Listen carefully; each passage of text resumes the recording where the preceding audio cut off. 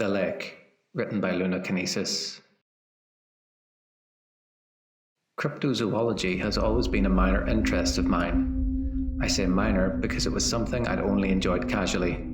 A few internet articles here and there, scrolling through the couple of pages on a Tumblr blog dedicated to it, maybe watching one of those Bigfoot documentaries. You know, that kind of interest. Nothing serious. Generally, that would be pretty common for most people. Most people, however, do not live in my little town, where supposed cryptid is how many folks around here make a living. You see, I live in a small town in the UK, more specifically in the northwest of England. A tiny place not many people outside the country have likely heard of, unless they've already been for whatever reason, or have an interest in cryptids. My small town is situated in one of the many lakes that dot this part of the country. And as so many bodies of water do, we have our own Loch Ness Monster. I grew up here and I didn't buy into that. I found it interesting, but I didn't believe it. Same as I don't believe those people who claim aliens probed their backsides or that Bigfoot had destroyed their camp. It was something to read about and enjoy, but not something I believed in. Most of my generation and that of my parents felt the same, but many of my grandparents' era clung to the belief in the monster. They stayed away from the lake unless they were in a decently sized boat or one of the many ferries that travel the length of the lake to nearby settlements. Not us kids and teens though, especially not in the summer. Most of the time, British summers are nothing to brag about. They're pretty warm, but usually cloudy or wet. Sometimes, however, we were blessed with a heat wave. Nothing was better than a dip in the lake during the heat of the day. During our school holidays, the older kids would hang out by the lake, well into the evening.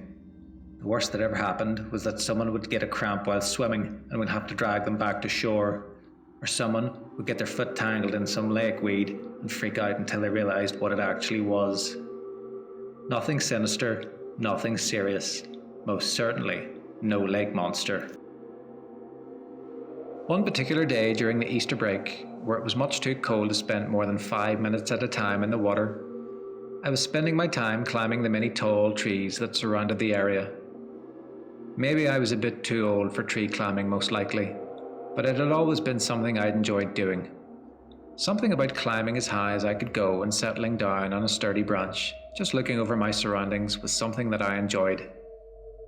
Most of the time, I just watched boats going up and down the lake, people going about their business, cars passing down the country roads, just typical stuff, nothing worthy of merit. But this day was different. The day itself was like any other, a chilly but sunny day in late March. I'd already taken up my temporary position in an old oak, where I could stay for an hour or so before going off to meet friends. From where I was perched, I could see two young kids, maybe around 8 or 9, playing down by the shore. They weren't close to the water, just sitting in a grassy area a little ways off the bank. 2 girls. I couldn't really see what they were doing beyond that general observation. This was nothing out of the ordinary. What was unusual was a large dapple grey horse trotting along the shoreline towards them. Horses weren't exactly an unusual sight themselves out in a rural town, but they were usually in their fields or accompanied by a rider. There was no other person in sight, and this horse had no saddle, bridle, or any other sort of riding gear. There are no true wild horses in the United Kingdom, and only semi-wild horses make their home in the New Forest, somewhere right at the other side of the country. That left the option of it having somehow gotten out of its field. For all it seemed weird to me, in hindsight, it wasn't all that unusual. Tourists were always crossing through private land and leaving gates open. Animals were bound to get out on certain occasions. The kids took immediate notice of the animal looking up from their chatter and letting out delighted squeals. I could hear them even from my spot up the tree. I watched as they ran up to it, fearless as children were, oblivious to the fact that if they spooked it, one kick from its front or back legs could shatter their developing bones. I watched as the pair gleefully pet the animal. The horse itself didn't seem to mind the attention, which led me to think that it was one frequently used for riding. Most likely, one of the horses rented out to tourists so they could enjoy a ride through the countryside. The horse lowered its head, allowing one of the kids to press a hand to its muzzle. I could hear their delighted laughter as the pair took turns alternating between stroking its flank and head. It was pretty cute, I have to admit. There's always something magical about an unfamiliar animal being content in your presence. With how calm the horse seemed to be, I didn't bat an eye as it lowered itself to the ground. A pair of kids seemed ecstatic about this, climbing onto the animal's back. Not exactly safe or smart, I know, but kids don't really think like that, and I'm sure the horse would have made it very clear if it didn't want them clambering all over it. It was a very big horse. It took me a few moments to realise the children were no longer letting out happy squeals or giggles, they were screaming. I couldn't understand why at first, but as my vision focused more on the horse, I knew. How I hadn't noticed the change, I don't know. But where once it had been dapple grey, it was now black, the kind of black that seemed to absorb all light around it, distorting it somehow. It seemed to be dripping wet. Even from my spot in the tree, I could see the tangled mess of its waterlogged mane and tail, leaking water all over the ground. Its eyes were the worst of it.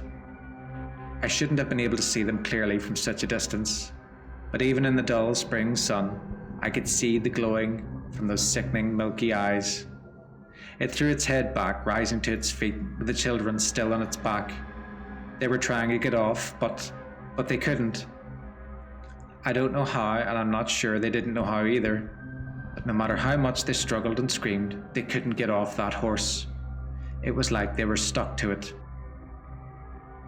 I couldn't move from my spot, no matter how much my mind screamed at me to jump down and do something. Anything. I'm ashamed to admit fear consumed me, that sweat dripped down my brow as my breathing grew more and more rapid by the second. My heart was beating so hard and fast, it hurt. I have no proper words to describe the primal terror that gripped me. The same terror I imagine gripped our ancestors when confronted by a giant bear or an angry mammoth. But where their fight or flight instinct would kick in, mine didn't. I was simply frozen.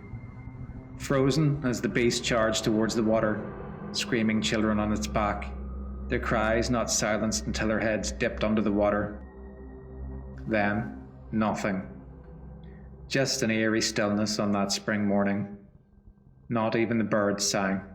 I think they knew. Animals just know these things. I don't know how long I sat up that tree, just staring out over the water where that horse had vanished into the murk. I don't know what became of those kids, but I know that they were never found and that they never will be. It was written off as an accidental drowning. Their parents beat themselves up over it as any parent would. Nothing like this had ever happened before in our little community. Kids who grew up around the lake pretty much knew how to swim by the time they could walk, and they knew to be careful by the water. It didn't add up, of course, but beyond that, no one could explain it. I think the parents cling to the hope that their children simply ran away or were kidnapped, so that they might one day find them again. I can't blame them for that, I guess. I never told anyone what I saw.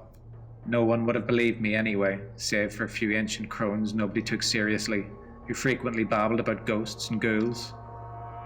It haunts me that I did nothing, that I simply watched as those innocent children were pulled into their watery grave.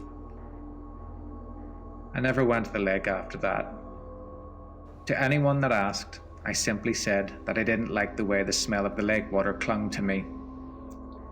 I didn't think I'd ever tell this story, but I still live in this town over a decade later, and last night I saw a dapple grey horse stalking along the lake shore.